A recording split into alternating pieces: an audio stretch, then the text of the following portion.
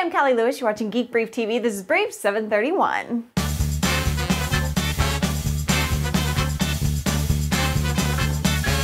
How can you not be excited about the launch of iPad on Saturday? For many people, it's a religious experience, as Joe Coletti on Twitter pointed out, especially since the launch of the iPad is the same weekend as Easter.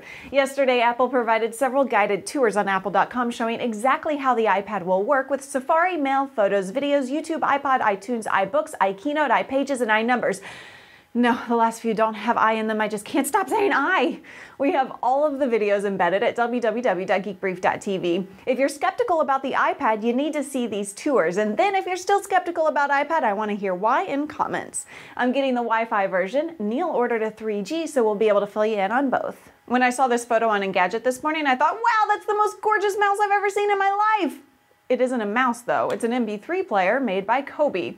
It has a sexy name, too. It's the MP570. It has 2 gigs of built-in flash storage and will play both MP3s and WMA files. It charges via USB and has a battery that'll keep you rocking for about 5 hours. I don't expect any of you guys to want one, but I did want to put it on the brief with a suggestion that someone build a mouse that looks like this. If you're prone to losing portable hard drives but need to carry around valuable data, take a look at the Aegis Padlock Pro. It's an eSATA USB portable drive that has a keypad on it to lock and unlock 256-bit AES real-time hardware encryption.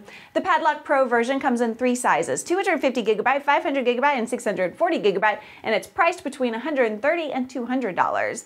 The Padlock Pro SSD gives you either 128GB of solid-state storage for $420 or 256GB of solid-state for $800.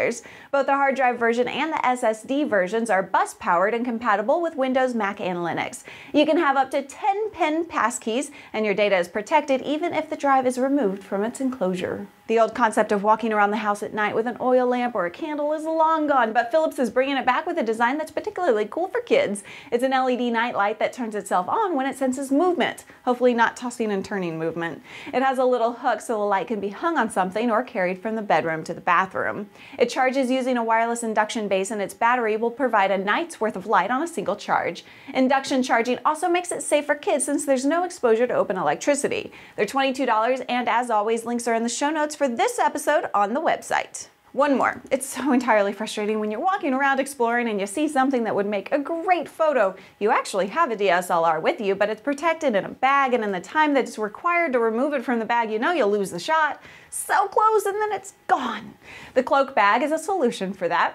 You never remove your camera from the bag. The camera is secured inside the bag, and it has openings to give you access to the shutter, controls, the viewfinder, and the lens. As you walk around, your camera is protected and concealed, and when you're ready to shoot, you just lift the bag and start shooting. You can get more info at cloakbags.com. That's all for today. Brief 731 was brought to you by Squarespace. BouYousef.com was set up using my discount code GEEK at squarespace.com. He's a photographer, and the site is worth browsing around. I'm Callie Lewis. Thanks so much for watching. Bye!